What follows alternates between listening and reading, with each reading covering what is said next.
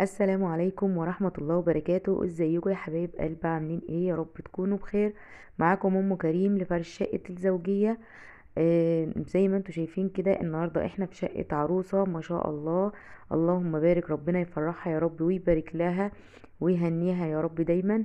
زي ما انتوا شايفين كده اول ما بندخل من باب الشقة هنا معانا الصالة، يعتبر مقسومة جزئين. جزء في الصالة وكمان الركنة والصالون وغرفة النوم، والجزء التاني هتشوفوه برضو معايا في الحمام وصالة تانية وغرفة نوم الأطفال. هنا كده أول ما بندخل كده من الباب معانا كده البار اللي بيبقى مع النيش. وكمان هنا الشезлونج اللي مع الصالون اتحط في الحيطة دي لأن يعني مكانش أوضة الصالون مش مقضية ده كمان. هنا بقى كده دي غرفة النوم ما شاء الله، كانت جميلة جدا ولونها جميل وكل ألوانها كانت متناسقة مع بعضها. عايزه اقول لكم برضو ان انا مش فرشه الشقه دي كلها، هما كانوا فرشهم وما قدروش ان هما يعني ينسقوا الشقه كويس، فرجعوا رنوا عليا وكده وقالوا لي تعالي كمليها. انا مكملاها يوم الفرح الصبح. طبعا هم عملوها وقالوا مش عارفين، قلت لهم خلاص. فانا سبت بقى الدواليب وكده زي ما هم عاملينها، عدلت فيها حاجات بسيطه وكملت بقى معاهم كده فرش الشقه. فرشت السرير بالشكل ده وكتبت لها عليه، وعملت لها برضو بجعتين كده، وكمان نظمت السراحه بالشكل ده. بجد الاوضه فرقت كتير جدا لما اتنظمت بالشكل اللي انتوا شايفينه ده. وكمان يعني انا في اكتر الفيديوهات مش بصور الدولاب بتاع العروسة، دي طبعا بتكون رغبة اهل العروسة وكده. هنا بقى كده معانا لما بنطلع كده تاني في قلب الصالة هنا، ده بقى أوضة الصالون. كانوا مش منظمينها كده بالشكل ده، كان الكنبة هناك تحت الشباك كده وكراسي هنا ومش عارفة مكانتش شكلها مظبوط خالص. طبعا شلنا كل ده تاني ونظمناها، حطينا الكرسيين كده تحت الشباك بحيث برضو ان هي تعرف تتحكم في الشباك اكتر. وحطينا الكنبتين كده قبل بعض، وطبعا الشезлونج ما كانش له مكان جوه يعني نهائي، حتى لما اتحط كان مضيق الغرفة خالص وكانش شكلها ظريف. كده معانا دي غرفة الصالون، وهنا بقى ده الركنة. ما شاء الله برضو ركنتها كانت جميلة جدا ماشية مع لون السجاد والحوائط. وحاجاتها كانت بجد ممتازة. الركن ما كانتش عايزة شغل كتير، هي كانت يعتبر متنظمة، كل حاجة في مكانها. يا دوبك بس نظمنا بقى المفارش والورد والانتيكات والحاجات دي، وادت معانا النتيجة الممتازة اللي انتوا شايفينها دي. هي ما شاء الله الله اكبر، كانت حاجاتها كلها ماشية مع بعضها والالوان كانت متناسقة. يعني بجد هو ما شاء الله ذوقها هي والعريس كان جميل جدا ومتناسق. كده بقى الجزء ده اللي انا قلت لكم اللي هو مع بعضه الصالون والصالة والركنة وغرفة النوم. ونبدأ بقى نخش كده على الجزء التاني اللي هو كده بقى يعني فتحة باب الشقايق. هنا بقى الجهة التانية، هنا بقى الحمام والمطبخ على ايدي، يعني هنا كده على الحمام والمطبخ. بس هبدأ معاكم بالنيش لان كان قدامه السفرة، فانا صورته الاول لوحده ونزلته لكم فيديو بالشكل ده. انا رحت طبعا لقيتهم عاملين النيش، بس طبعا ما كانش عاجبهم خالص. لان انتوا عارفين بقى ان كام رأي وكام ذوق في قلب الفرش وكده. فطبعا طلبوا ان انا افضي النيش تاني من اوله ونرصصه من اول وجديد. عملت برضو النيش ده كله كان يوم الفرح الصبح، كل ده كان يوم الفرح الصبح. فضينا النيش ونظمته تاني. بيفرق جدا ان انت النيش يكون ان انت يكون النيش فاضي معاكي وبتعمليه من اول وجديد وبتعمليه من الاول، غير لما تفضيه وتعمليه، يعني بيفرق كتير بجد بس الحمد لله النتيجة في الاخر طلعت ممتازة وعجبتهم جدا.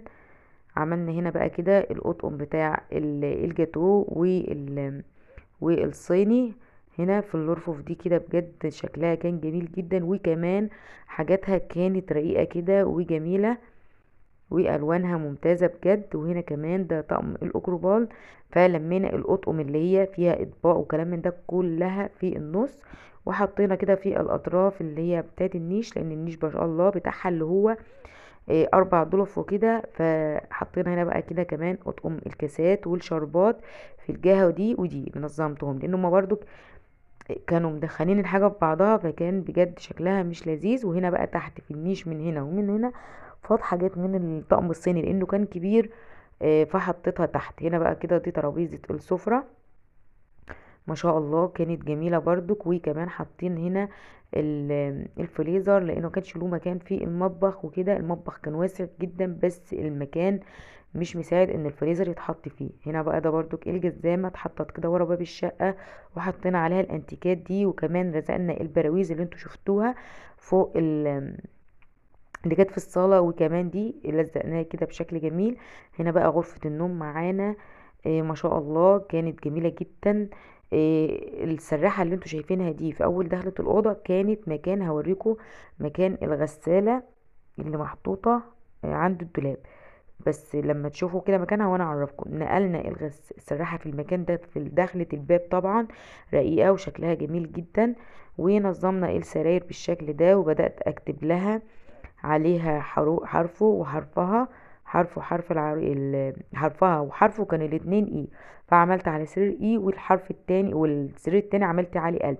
المكان اللي انتوا شايفين فيه الغسالة دي كانت غسالة محطوطة وبكرتونتها كمان هي المكنسة في دخلة الباب. فكان بجد شكلها مش ظريف خالص. نقلناها في المكان ده. هنا برضو ظبطت فيه الدولاب حاجات، فكيت حاجات كده ونظمتها لان كانوا حاطين الحاجة كلها فوق بعضها. هنا برضو اللحاف والحاجات دي، الحفة دي كانوا حاطينها متطبقة عادية جدا. الرسمة اللي فيها دي ما كانتش باينة، فبدأت فككتها. وكمان نظمت في الفوط حاجات.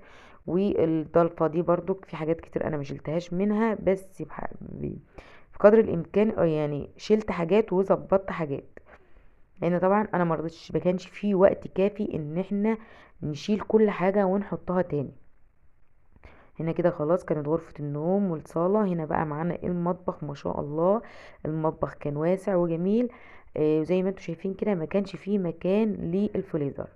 يعني طبعا هنا شباك في القبل كده اللي تحته الكراسي ده ما كانش ينفع فيه الفريزر علشان البوتاجاز كمان والتلاجة محطوطين. المطبخ بتاعها كان خشب بس بجد اللي يشوف يقول ده ألمونتال. مطبخ بجد عمايله ممتازة وجميلة جدا. طبعا الرخامة ما كانش اتعمل فيها حاجة. نظمنا الرخامة بالشكل اللي انتوا شايفينه ده.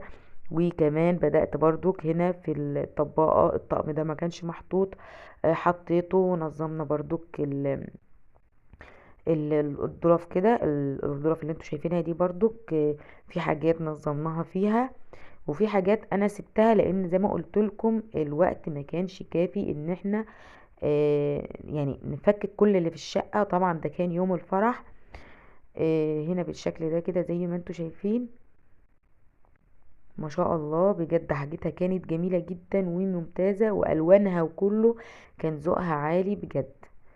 هنا بقى ده الطقم ده اللي هنا حطينا هنا كاسات وشربات. وكمان الطقم اللي تحته ده اللي هتشوفوه دلوقتي ده طقم كده بتاع عشاء. حطينا جزء منه في الطباقة وكمان جزء هنا